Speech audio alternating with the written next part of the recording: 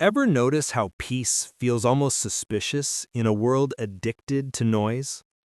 When the phone stops buzzing, the notifications fade, and suddenly there's silence.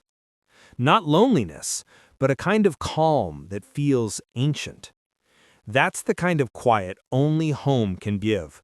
The soft hum of the fridge, the ticking clock, your own breath echoing in a room that finally feels safe. To some, it looks like isolation. To others, it's salvation. Because while the world chases validation, the ones who love staying home are chasing something rarer: clarity. They're not hiding from life, they're healing from it. Psychologists call it sensory recovery, when your nervous system, flooded by constant stimulation, finally exhales. Out there, you're measured by noise, your status, your likes, your performance, but inside, you're seen by something deeper. Home becomes a mirror, reflecting back the parts of you that the world overlooks. That's not weakness, it's wisdom. People who find comfort in stillness often possess high emotional intelligence and deep introspection. They don't need to broadcast every moment, they live it. They don't need to chase crowds, they create meaning in quiet corners. Because they've learned that stillness isn't empty, it's full of everything that matters. And yet this peace often comes with guilt. Society tells us to keep moving, keep posting, keep proving we're alive. But maybe real life doesn't happen in the spotlight. Maybe it happens in the pauses. Staying home isn't giving up, it's coming home to yourself. It's choosing depth over display, presence over performance. When you stop chasing noise, you start hearing truth, your thoughts, your emotions, your inner rhythm. That's why solitude often births creativity, clarity, and emotional balance. The ones who love staying home aren't running away, they're rebuilding. Every cup of coffee, every candle lit, every quiet morning becomes a ritual of regulation. Their homes aren't cages, they're sanctuaries where the soul detoxes from chaos. And when they finally step back into the world, they move slower, speak softer, love deeper, carrying a peace the loud ones spend their whole lives searching for.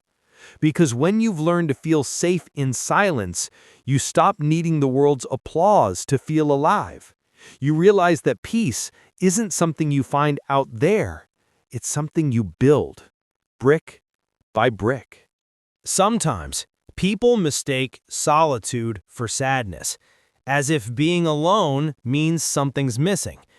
But the truth is, peace feels foreign to those who've never met themselves. When you strip away the noise, you're forced to face what you've been avoiding, the thoughts you silence with scrolling, the memories you drown with distraction. That's why solitude scares people. It exposes the truth. But for those who embrace it, solitude becomes strength.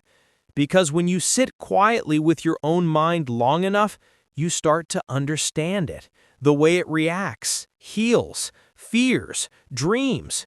You learn emotional self-regulation, resilience, and inner clarity. That's emotional intelligence in motion, not loud confidence, but quiet control. It's the art of being centered when the world feels chaotic. People who love staying home often become their own therapists, learning the language of their emotions without judgment. They turn loneliness into self-awareness. They don't crave company, they crave connection. And that begins within. But here's the paradox. The more comfortable you become alone, the more magnetic you become to others. There's an invisible gravity around calm people. They don't chase attention, and that's what draws it. Their energy feels grounded, safe, authentic, the kind you can't fake.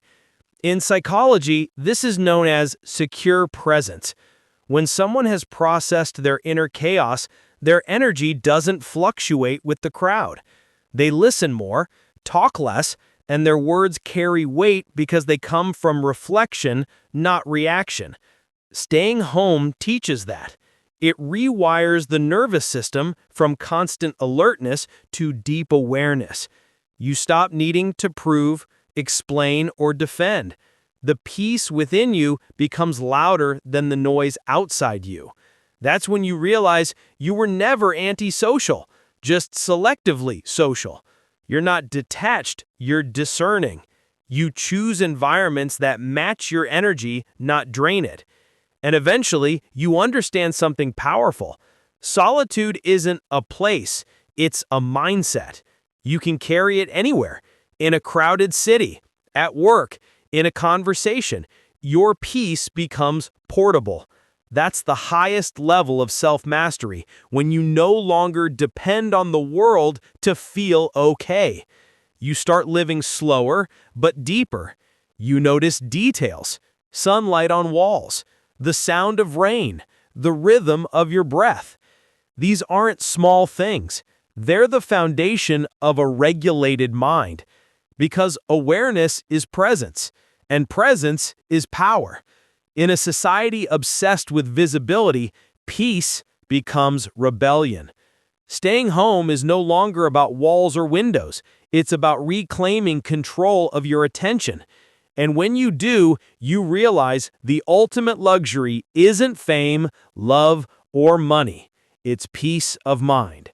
And that's something only solitude can teach you.